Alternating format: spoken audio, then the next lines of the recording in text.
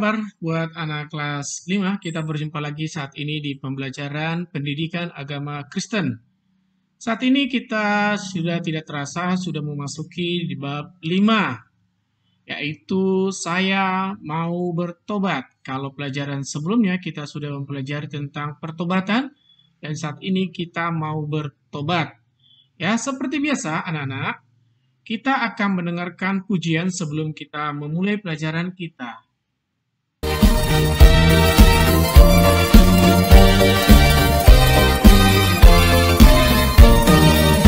Matius, Markus, Lukas, Yohanes, Kisah Rasul, Roma, Korintus, Galatia, Efesus, Filipi, Kolose, kedua Tesalonika, 1 dan 2 Timotius, Titus, Filemon, Ibrani, Yakobus, Petrus, 3 Yohanes, Yudas dan akhirnya Wahyu. Yakobus, Petrus, 3 Yohanes, Yudas dan akhirnya Wahyu.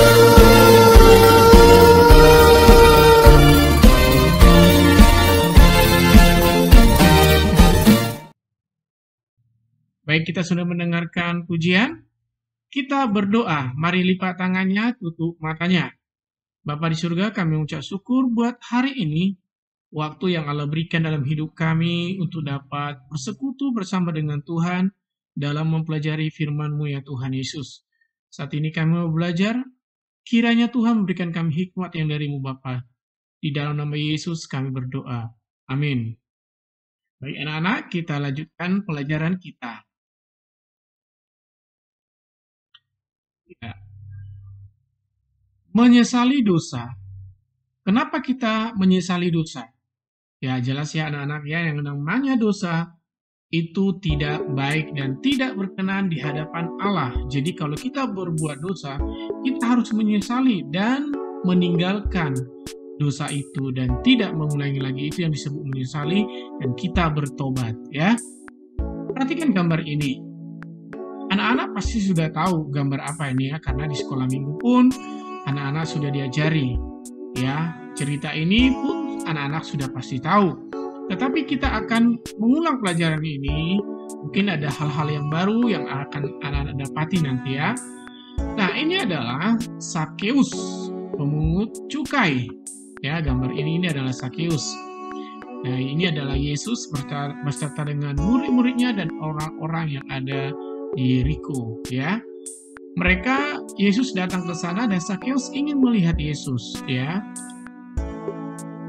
Sekarang anak-anak coba ambil Alkitabnya, bukalah Alkitabnya Lukas 19 ayat 1 sampai dengan 10 ya. Lukas 19 ayat 1 sampai dengan 10. Sekarang anak-anak boleh di-pause dulu videonya untuk membaca Alkitab supaya anak-anak lebih memahami nanti pembelajaran selanjutnya. Baik, setelah sudah dibaca, kita lanjutkan pelajaran kita. Kenapa Sakeus memanjat pohon? Ya, karena badannya pendek. Dia tidak bisa melihat Yesus karena banyak orang mengelilingi Yesus. Dia mau berusaha masuk menerobos tapi tidak bisa karena badannya pendek. Bagaimana caranya? Dia tidak kehabisan akal. Dia melihat Yesus akan lewat suatu jalan. Dia berlari sekencang-kencangnya, mendahului Yesus dan orang-orang yang mengikutinya. Dia memanjat pohon. Seperti apa Yesus itu? Dia sudah pernah pasti mendengar siapa ini Yesus, sehingga dia berusaha untuk mendahului orang-orang itu atau mendahului Yesus. Saya ingin melihat Yesus ya. Seperti apakah Yesus itu yang saya dengar? Yesus itu orangnya baik, Yesus itu banyak melakukan mukjizat, Yesus itu penuh kasih, dan dia berusaha untuk melihat Yesus ya. Nah, ini adalah pohon ara. Nah, menurut kebiasaan orang-orang yang ada di Israel saat ini, khususnya yang ada di kota Yeriko, ini adalah pohon yang dipanjat oleh Sakeus ya. Katanya pohon ini masih asli. Ya, kalau kita pergi ke tanah perjanjian atau Israel, pasti tour guide di sana akan menunjukkan inilah pohon yang dipanjat oleh Sakeus, dan Bapak sudah pernah melihat ini pohon ini, bahkan Bapak berfoto di sekitar sini. Kenapa bisa sampai seperti ini pohon ara? Usia sampai kurang lebih 2000 tahun. Karena memang pohon di sana ini seperti ini, dia akan menemukan tunas yang baru, terus begitu bergantian, sehingga pohon ini bisa usianya sangat lama, bisa sampai ribuan tahun kalau tidak ditebang ya. Kalau dia dirawat bisa sampai usia seperti itu. Nah, percaya atau tidak percaya tidak apa-apa, tapi seperti inilah pohon ara yang dipanjat Sakeus ya. Baik, siapakah Sakeus ini? Kita perlu mengetahui siapa Sakeus. Yang kita berbicara tentang Sakeus, tapi kita tidak tahu siapa Sakeus. Anak-anak, ada yang tahu siapa Sakeus selain tadi tubuhnya pendek? Ya, Bapak akan jelaskan ya sedikit dulu. Arti nama Sakeus adalah yang murni dan saleh. Murni artinya itu sangat baik, dan saleh itu jadi contoh sebenarnya ya. Saleh ini orangnya baik, suka memperhatikan orang yang kekurangan, suka membantu sebenarnya ya. Dari arti nama yang murni dan saleh ini ya. Nah, inilah sebenarnya arti nama Sakeus. Mungkin orang tuanya memberikan nama ini karena mengharapkan Sakeus ini menjadi anak yang saleh dan murni. Pekerjaan Sakeus adalah pemungut cukai. Apa sih pemungut cukai itu?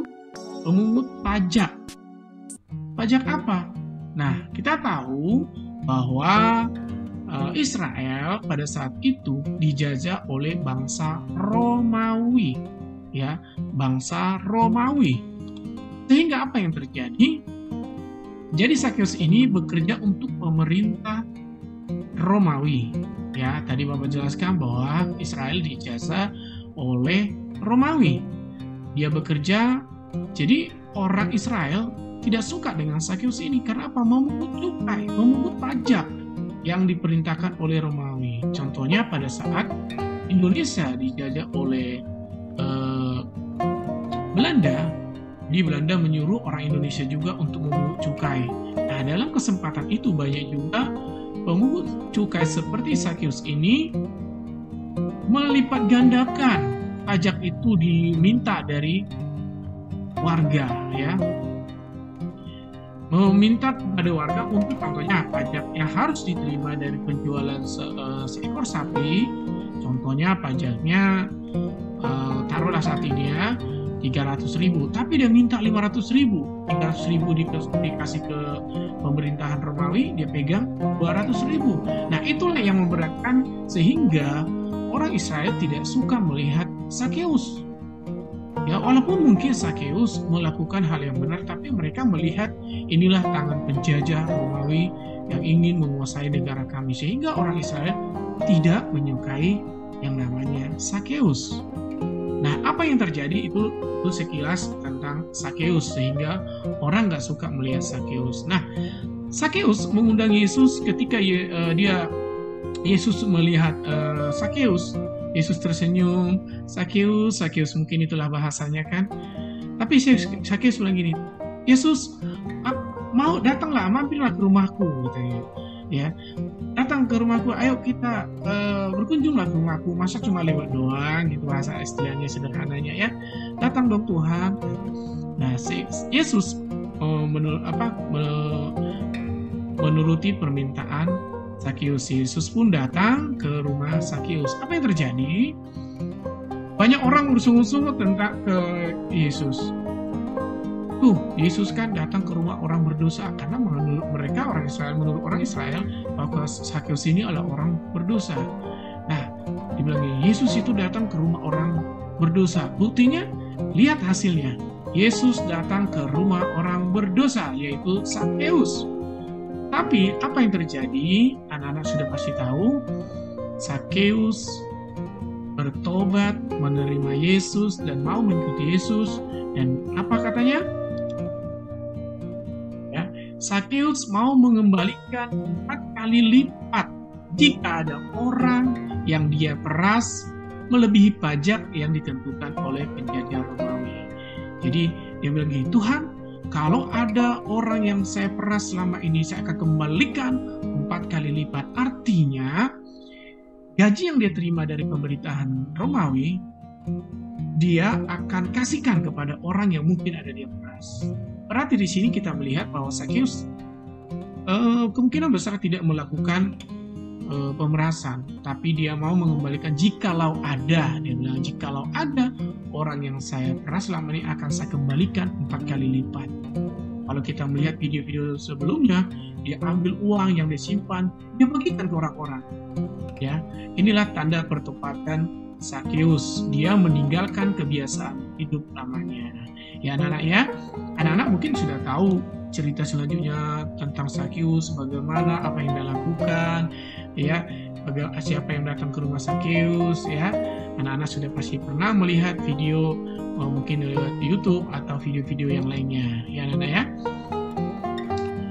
Baik, seperti biasa anak-anak, Bapak meminta untuk anak-anak untuk like dulu videonya sekarang ya, supaya Bapak juga tahu berapa banyak yang menyukai video ini. Dan kalau belum subscribe, jangan lupa di subscribe dan di share kepada teman-temannya. Bilang di subscribe juga supaya mereka juga mendapatkan notifikasi pemberitahuan video selanjutnya, ya anak ya, sebagai bentuk pelayanan kita terhadap sesama juga. Tidak apa-apa ya, kita akan lanjutkan pelajaran kita.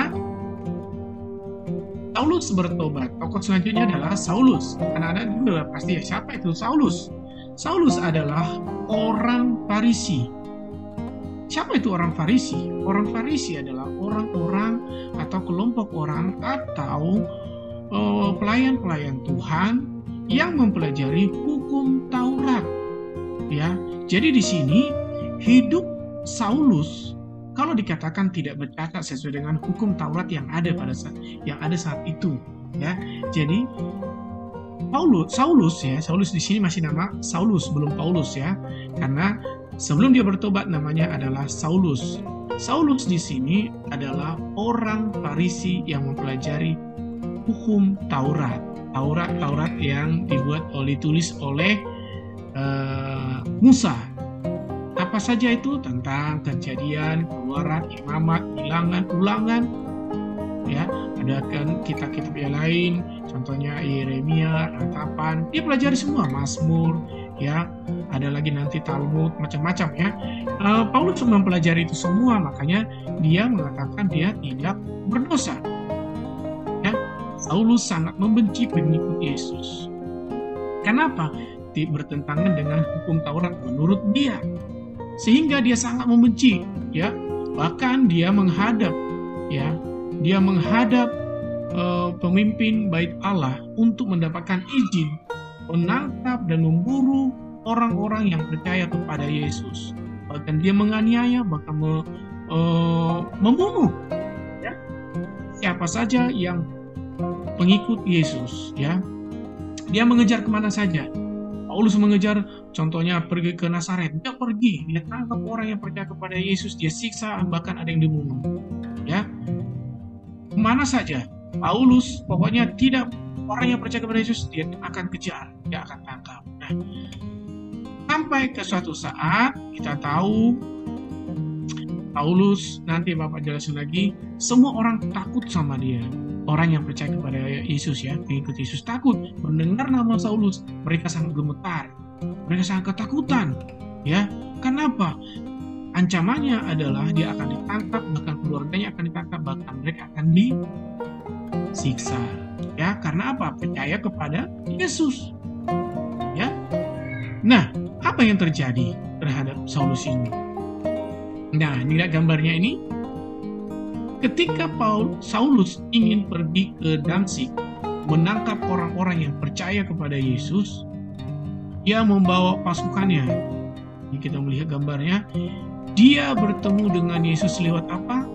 Cahaya yang menyilaukan. Bahkan prajurit-prajurit itu pun melihat, tapi ada suara yang tidak didengar oleh orang-orang yang beserta dengan dia. Hanya Saulus lah ya, yang melihat, mendengar suara itu. sehingga dia buta pada saat itu. Anak-anak udah pasti tahu cerita ini ya, Bapak bersingkat aja.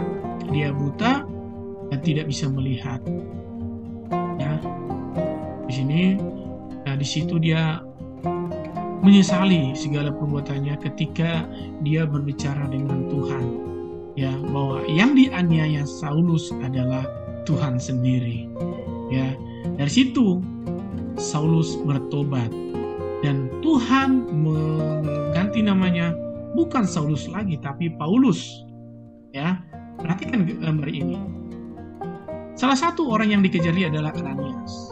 Makanya kalau kita baca, ketika Tuhan menyuruh Ananias untuk menemui Saulus, Ananias juga ketakutan karena dia mau tahu siapa itu Saulus. Tapi karena Tuhan yang menyuruh menemui Paulus, Ananias pun datang dan menumpangkan tangan atas Saulus, dan Saulus pun dapat melihat dan namanya diganti menjadi Paulus. Dari sejak saat itu Paulus bertobat dan pergi memberitakan Injil kemanapun dia pergi. Dan bahkan kita melihat dalam kitab Perjanjian Lama sebagian besar ditulis oleh Paulus itu sendiri. Dan pelayanan dia bukan hanya ada di Israel, bukan untuk orang Yahudi, bahkan orang-orang yang non-Yahudi. Artinya ya sampai saat ini semua, karena di Indonesia pun kita yang mengenal Yesus itu sebagian besar karena pekerjaan Paulus juga ya. Kita bukan asli, darah kita bukan keturunan Yahudi, tapi kita mengenal Yesus lewat pelayanan dia juga ya. Nah, inti daripada pelajaran kita pada saat ini, lewat pertobatan kedua tokoh di atas, marilah kita bertobat dan meninggalkan kebiasaan lama kita, ya, menuju kehidupan yang baru, perubahan hidup yang baru. Yang tadinya kita suka berbohong terhadap orang tua, ya, anak-anak suka berbohong. Contohnya, anak-anak ada PR nggak? Anak ada PR nggak? Kata orang tua. Dari guru, tidak ada mah. Ternyata ada, itu. Ketika guru bertanya, mana tugasmu? Lupa, Pak. Padahal sebenarnya dia tidak lupa, dia tidak mengerjakan atau ketinggalan, Pak. Ternyata dia tidak mengerjakannya. Jika orang tua mengatakan, kamu sudah makan, Nak? Sudah mah, tadi sudah makan banyak, padahal dia makan sedikit. Kamu sudah mandi, Nak? Sudah, padahal dia belum mandi. Nah, inilah pertobatan yang harus kita lakukan. Anak-anak harus bertobat. Dan jangan berantem sama kakak, adik, ya. Ketemu berantem melulu, ya, ngeledekin adik atau ngeledekin kakak. Atau macam-macam dosa yang kita lakukan, ya, terhadap teman kita di lingkungan. Mungkin kita curang bermain sama teman kita. Mungkin kita dalam bermain kita tidak jujur, ya, itu yang disebut juga harus bertobat karena itu dosa, ya anak-anak ya. Masih banyak dosa-dosa yang lain harus kita tinggalkan. Bapak tidak bisa menyebutkan satu persatu di sini. Nah, di lain waktu Bapak bisa jelaskan lewat pembelajaran yang lain. Artinya kita harus meninggalkan kebiasaan lama kita. Kita hidup menurut kehendak Tuhan, ya nak ya.